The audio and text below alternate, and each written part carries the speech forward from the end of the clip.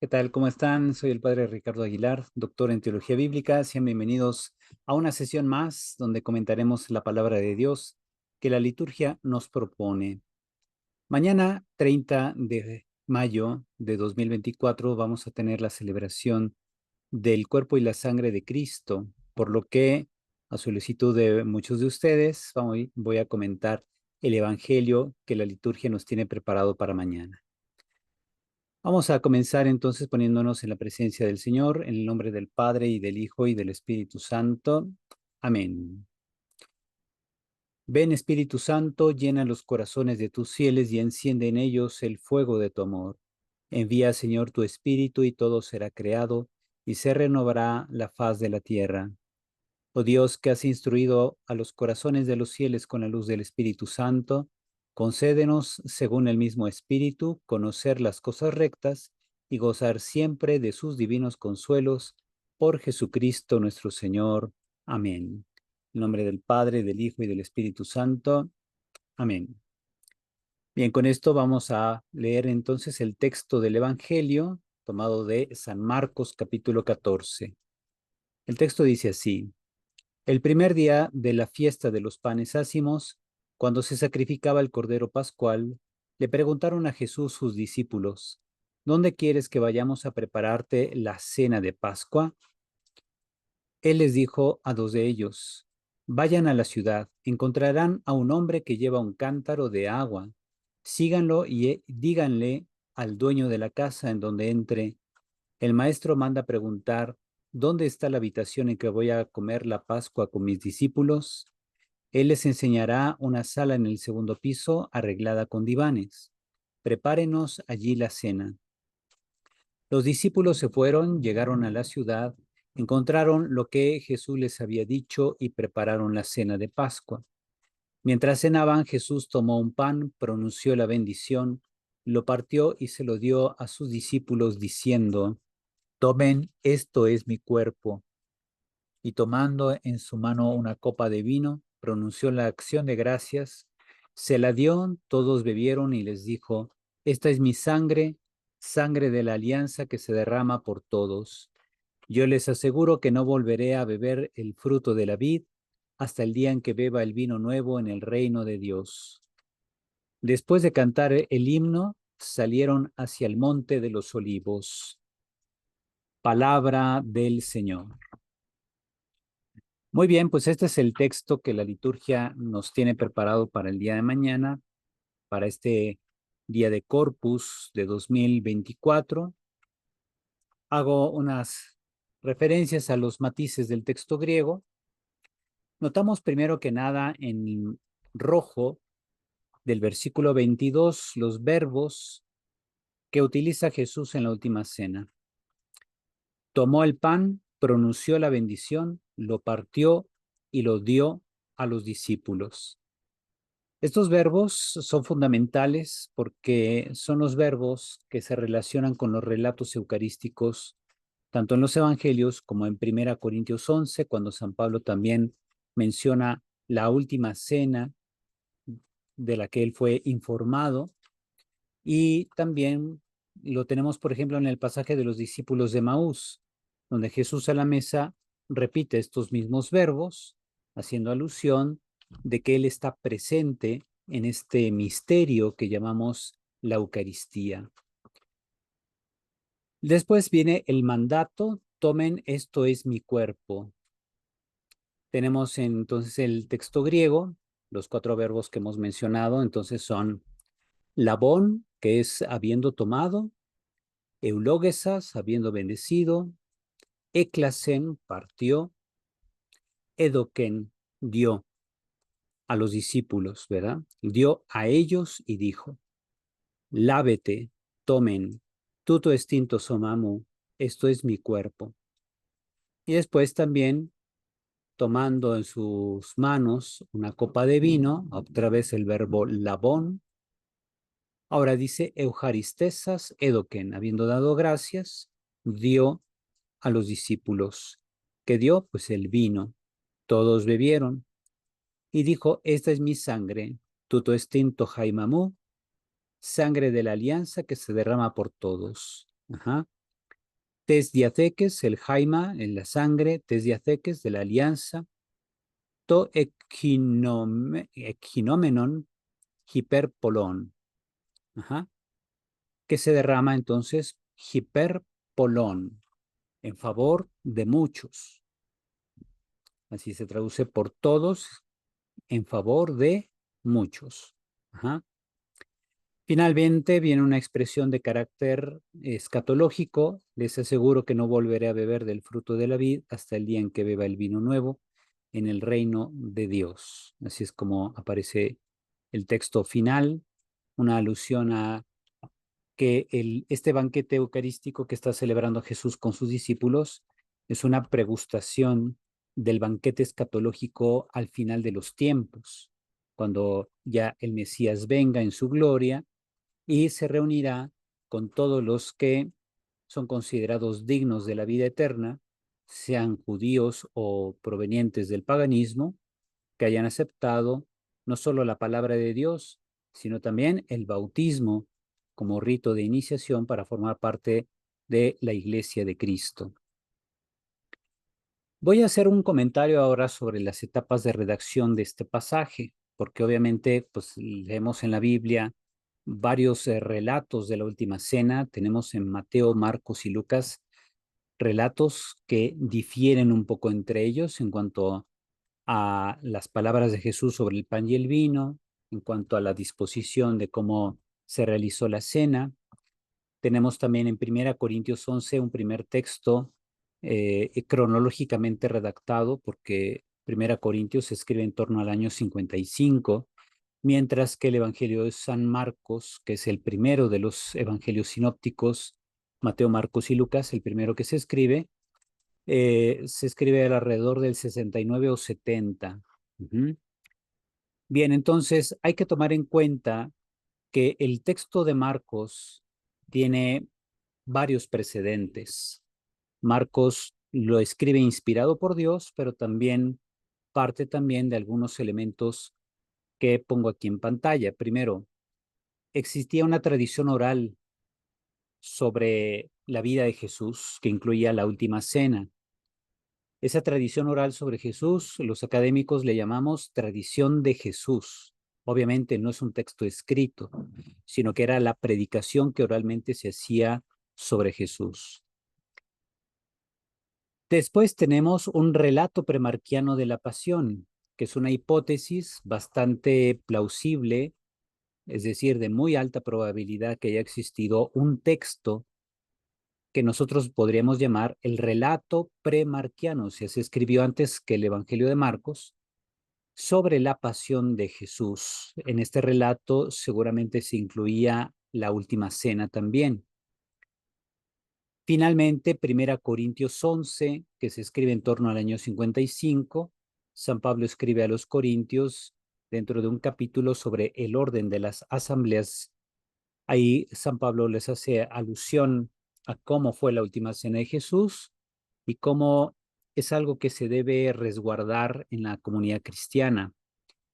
Él comienza diciéndoles, pues les transmito lo que a mi vez recibí y por tanto ustedes deben cuidar propiamente de estos contenidos, de que la cena del Señor sea celebrada con dignidad, etcétera. Como que de eso, en eso versa precisamente el capítulo 11 de Primera Corintios. Entonces, aquí en este comentario breve que hago, tomemos en cuenta esto. En la tradición de Jesús, en el relato premarquiano de la Pasión y en 1 Corintios 11, tenemos la mención de una cena especial, una cena de despedida que Jesús organiza con sus discípulos antes de padecer. Conforme a la información que tenemos, esta cena tuvo un carácter solemne, pero no fue formalmente una cena de Pascua. ¿Por qué? Porque aún no se celebraba la Pascua. Si vemos el texto del Evangelio, se dice aquí que era el primer día de los panes ácimos. Cuando se sacrificaba el cordero pascual, Jesús manda a sus discípulos a preparar la cena de Pascua y luego ya llega la cena, se supone que ya está el cordero porque en el templo degollaban los corderos que se iban a consumir en la cena, y ahí entonces comparten juntos la última cena, pero jamás se menciona la presencia del cordero en la cena. Ajá, es un dato curioso. Sin embargo, en estos textos que les mostré, bueno, en estas tradiciones de la tradición de Jesús, el relato premarquiano y en 1 Corintios 11, no se hace mención del término Pascua. Jesús, más bien, tiene una cena de despedida de carácter solemne, pero como lo vamos a ver después cuando hagamos un comentario sobre la última cena en el Evangelio de San Juan, y ustedes pueden revisar en sus propias Biblias, en el Evangelio de San Juan, la cena no es de Pascua, porque resulta que ahí se cambia un poco la cronología y entonces Jesús muere el día de la preparación de la Pascua, es decir, Jesús muere mientras se están sacrificando los corderos en el templo. Por tanto, hay un desfase de días en cuanto al 14 y el 15 de Nisan de ese año, que conforme al Evangelio de San Juan es distinto que en el relato de los evangelios sinópticos.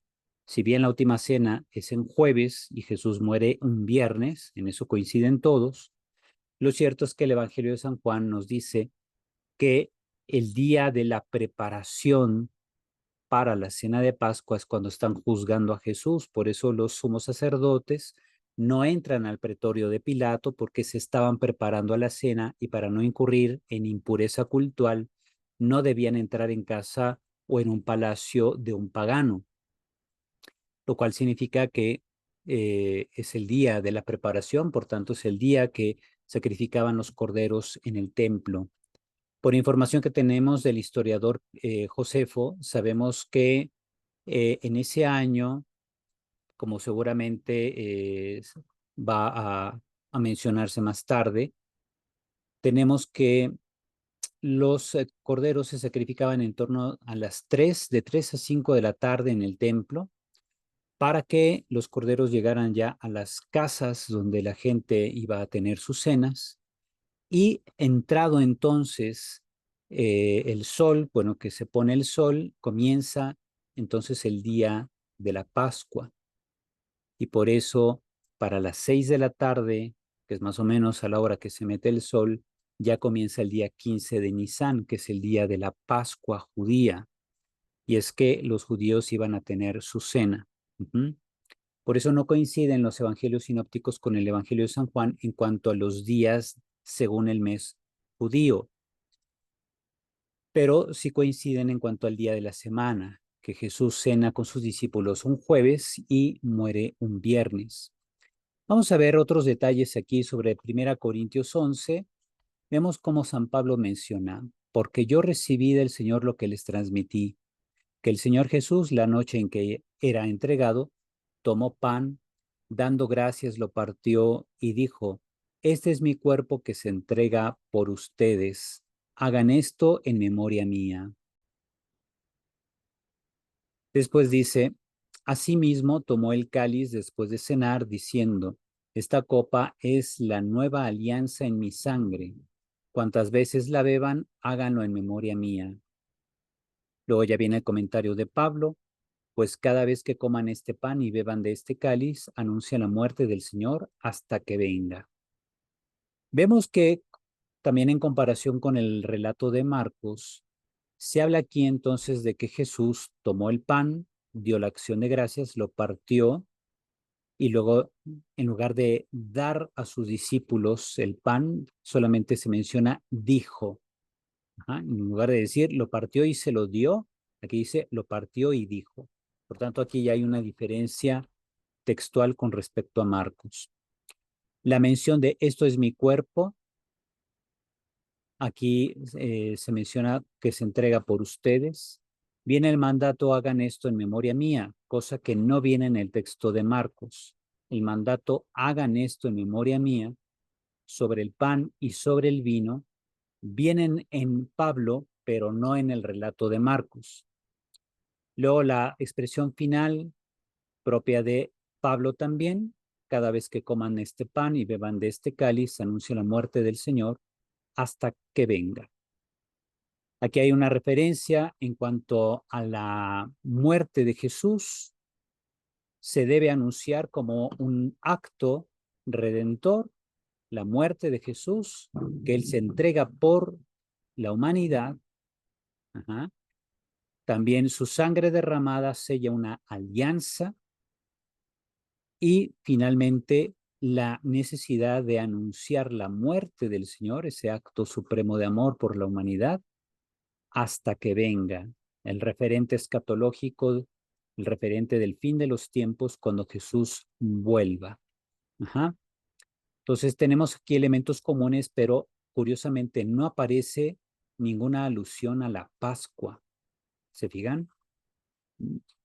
Por tanto, vemos que la cena de despedida de Jesús viene reinterpretada por Marcos como una cena de Pascua. En cuanto a la perspectiva local en Jerusalén, las comunidades de seguidores de Jesús en Jerusalén, después de que Él resucitara, tienen la memoria de que esa fue una cena solemne de despedida. Además, tenemos que en las perspectivas en ámbito de predicación, Pablo y Marcos agregan elementos teológicos al relato de la pasión. Bueno, no es que Pablo los agregue, sino que él dice, les transmito lo que yo recibí. Vienen los elementos entre los que sobresale el mandato, hagan esto en memoria mía. ¿Ah? Y la referencia de que cada vez que coman este pan y beban de este cáliz, anuncia la muerte del Señor hasta que venga. Por tanto, aquí se habla de una constancia en el repetir la acción de esta última cena, convirtiéndola en un memorial. No solamente es un acto de recuerdo, sino un memorial. Es un acto en el presente donde se hace memoria de algo pasado, pero que a su vez se actualiza. Es decir, su sentido, su esencia se hace presente en el aquí y ahora, en el acto repetido de este primer acto fundante o arquetípico, podríamos decir, que es la última cena. Finalmente, en cuanto a la perspectiva juánica, Jesús muere cuando sacrificaban los corderos en el templo, como les decía hace ratito, ¿verdad? Si ustedes ven en el Evangelio de San Juan, viene un desfasamiento de los días. En los evangelios tenemos que Jesús cena con sus discípulos en la cena de Pascua, que en los evangelios sinópticos es jueves. Pero en el Evangelio de San Juan, Jesús muere el día de la preparación de la Pascua. Por tanto, el día de la preparación es viernes y la Pascua cae en sábado. Ajá. Mientras que en los sinópticos la Pascua cae en viernes. La Pascua cae en viernes en la tarde. O sea, diríamos que es precisamente Jesús muere en la cruz el día de la Pascua, perdón, como en torno a las 3 de la tarde, y después viene sepultado y todo el mundo se va a su casa. ¿Para qué? Pues para pasar el descanso sabatino. Mientras que en el Evangelio de San Juan, Jesús muere el día de la preparación de la Pascua y es sepultado antes del anochecer. En el Evangelio de San Juan incluso se menciona de que había prisa por sepultarlo porque esa noche o ese día era un día muy especial para los judíos, un día muy solemne, de modo que había que bajar los cuerpos y sepultar al Señor porque iba a empezar la Pascua propiamente según el Evangelio de San Juan. Así que tenemos que mucha gente se ha preguntado si los evangelios mienten o tienen una especie de error cronológico. Pensemos que los evangelistas no eran tanto historiadores, sino teólogos. Son autores de literatura con aspecto o enfoque teológico. Lo que ellos están haciendo entonces es aportar elementos interpretativos de carácter teológico para que entendamos el significado de la cena del Señor, el significado de su presencia en el pan y el vino consagrados, y el significado también del tipo de muerte que habría de tener Jesús, que es un sacrificio, es decir, un ofrecimiento que hace él mismo para la redención de los pecadores, la remisión de los pecados y redención de los pecadores. Hay que tener en cuenta esto porque ciertamente las diferencias que notamos en los relatos evangélicos no nos pueden llevar a decir que quizá uno tiene razón y el otro no, o quizá uno miente y el otro no, o quizá simplemente mitologizaron la cena de despedida de Jesús, como también argumentan otros, pero tampoco va por ahí la explicación. Debemos entender entonces que los evangelistas y San Pablo, que también alude a la última cena, son ante todo teólogos que nos presentan relatos en torno a la cena del Señor y nos aportan matices diferentes en sus relatos, pero son matices de carácter teológico. De modo que la iglesia, que es la receptora de estos relatos, los intelige, es decir, los va entendiendo, los va comprendiendo desde una iluminación teológica para encontrar entonces el significado del relato de la cena del Señor. Aspectos que San Marcos subraya en su pasaje. Tenemos primero, Jesús está presente en el pan y vino consagrados. Se trata de una presencia real, no simbólica. Jesús no dijo esto simboliza o esto significa mi cuerpo. Nos dijo, este es mi cuerpo, esta es mi sangre. Alimentarse de la Eucaristía es unirse a Cristo y recibir de Él la vida. Es decir, nos unimos a Jesús a través de un signo donde compartimos la alegría de vivir, que es el compartir los alimentos. Ahora, si este alimento es el mismo Señor que se nos da, se nos entrega en este acto de acción de gracias, que es lo que significa el término Eucaristía en griego, acción de gracias, entonces nos unimos a Cristo, pero en lugar de que asimilemos a Cristo como asimilamos los alimentos en nuestro cuerpo, más bien nosotros somos como asimilados por Él. Aquí se da un carácter distinto al carácter ordinario del consumo de los alimentos. Es decir, Jesús nos comunica la vida de gracia a través de la recepción de la Eucaristía, nos hace partícipes de su vida y por eso pongo aquí, recibir o alimentarse de la Eucaristía es unirse a Cristo y recibir de Él la vida. Esa vida divina nos va asimilando a nosotros cada vez más a Cristo. La finalidad de esta presencia sacramental, de esta presencia misteriosa de Cristo en el pan y el vino, es la comunión. Pero hay otro aspecto, la entrega sacrificial. Jesús muere por los pecadores. No es que muera por culpa de quienes lo llevaron al suplicio, sino que Él se ofrece al Padre por la remisión de los pecados. La finalidad de este aspecto es tanto propiciatoria como expiatoria. Un sacrificio propiciatorio es precisamente ofrecer a Dios un sacrificio para pedirle una gracia. Y un sacrificio expiatorio es ofrecerle a Dios un sacrificio para el perdón de los pecados. Estos dos elementos se encuentran en la forma como Jesús se ofrece al Padre por nosotros. Él se ofrece para que nosotros obtengamos la vida eterna. Ese es el carácter propiciatorio. Pero también a su vez es un sacrificio expiatorio porque a través de su entrega nosotros obtenemos la remisión de los pecados y por tanto somos redimidos. Finalmente, otro aspecto es el mandato apostólico y la dimensión escatológica. Los discípulos y sus sucesores tienen que cumplir el mandato de repetir este memorial y hacer presente en cada Eucaristía no solo al Señor, sino su sacrificio redentor.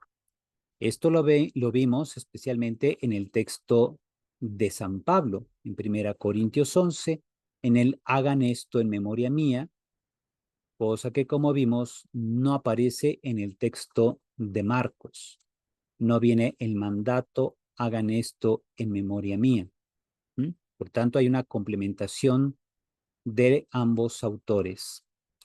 Finalmente, una dimensión escatológica en las palabras de Jesús en la última cena hace alusión al retorno cuando Él venga y también hace alusión al reino de Dios, que dice Jesús, no beberé de este vino hasta que venga el reino de Dios.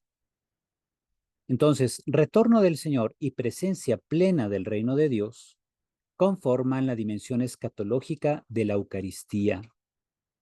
Y así concluimos cómo las teologías de Marcos y Pablo se complementan. No se trata de ver quién tiene la razón o hacerle más caso al relato de Pablo porque se escribió primero que el de Marcos. Tampoco se trata de decir, pues sí, los aspectos pascuales hay que eliminarlos porque San Pablo no alude al aspecto pascual de la cena del Señor. El relato premarquiano de la Pasión tal parece que tampoco hacía alusión a la cena pascual, no le da esa connotación pascual, y por tanto podríamos pensar que también en la tradición de Jesús, que es la que recibe Pablo, tampoco se aludía a la Pascua. Solo Juan nos va presentando entonces que Jesús vendría siendo el Cordero Pascual, así como lo dice desde labios de Juan el Bautista al comienzo del Evangelio, que Juan el Bautista señala a Jesús y dice, ese es el Cordero de Dios, aludiendo precisamente al concepto de Cordero Pascual, cosa que no viene en los demás evangelios. Solo la teología juánica viene a complementar la idea de que Jesús es el Cordero. Orientaciones para la vida. Procuremos vivir unidos a Jesucristo. Alimentarnos de la Eucaristía es asumir el compromiso de dar vida y esperanza al mundo. Es decir, no comulguemos solo para sentir bonito, no comulguemos solo para que la gente diga, ay, fulano de tal, fulanita de tal comulgó. No, hay que darle un sentido más profundo al comulgar. Asumimos en cada comunión el compromiso de dar vida y esperanza al mundo. Participemos activamente en todos los ámbitos donde legalmente podemos contribuir para sanear la sociedad. En nuestro ámbito democrático y sobre todo aquí en México, que estamos a punto de realizar las votaciones para elección de presidente o presidenta, hay que votar. Y luego también hay que vigilar que las autoridades elegidas cumplan su compromiso de emplear nuestros recursos, que son los impuestos, para promover el bien común. Para eso son elegidos. Pero además, hemos de marcar la diferencia abriendo espacios de servicio a los demás desde nuestra unión con Cristo. Es decir, no podemos dejar todo en manos de los políticos por, digamos, cómodo que sea. Expresemos nuestra fe en todas las esferas sociales, pues Cristo es redentor de todos. Recuerdan que cuando celebramos sobre todo la fiesta de Cristo Rey, reconocemos la realeza de Cristo sobre nosotros y la sociedad. Por tanto, debemos recuperar ese sentido de la realeza de Cristo en la sociedad. Él es Rey de nuestra sociedad. Y obviamente eso lo debemos expresar con compromisos, con acciones, con servicios ofrecidos a todos, incluso a los no creyentes, a los que no son católicos, porque el corazón del católico debe ser un corazón abierto a todos. Debemos servir a todos, no solamente a los que comparten nuestra fe, sino a todos. Y esa es una dimensión social, una dimensión política incluso de la fe católica que hay que retomar continuamente para así entonces sanear el tejido social, sanear las instituciones que deben servir para el bien común. Así que en este cierre de mes vale mucho la pena que a propósito de la celebración solemne del cuerpo y la sangre de Cristo, retomemos estos compromisos a nivel social. Y con esto, pues concluimos haciendo nuestra oración final. Señor nuestro Jesucristo, que en este admirable sacramento nos dejaste el memorial de tu pasión, concédenos venerar de tal modo los sagrados misterios de tu cuerpo y de tu sangre, que experimentemos continuamente en nosotros el fruto de tu redención. Tú que vives y reinas con el Padre en la unidad del Espíritu Santo y eres Dios por los siglos de los siglos. Amén. Bien, pues recuerden que si les gusta este tipo de contenidos, suscríbanse al canal, denle like al video para que el algoritmo de YouTube pueda seguir promoviendo estos contenidos a más personas que quieren conocer la palabra de Dios. Y recuerden que también pueden invitar a más personas a suscribirse a este canal para que así extendamos el amor de la palabra de Dios a todos los que están deseosos de conocerla y vivirla. El Señor esté con ustedes. La bendición de Dios Todopoderoso, Padre, Hijo y Espíritu Santo, descienda sobre ustedes y permanezca para siempre. Amén. Bien, pues con esto concluimos. Les deseo a todos que tengan un feliz jueves de Corpus. Cuídense mucho, Dios los bendice y hasta pronto.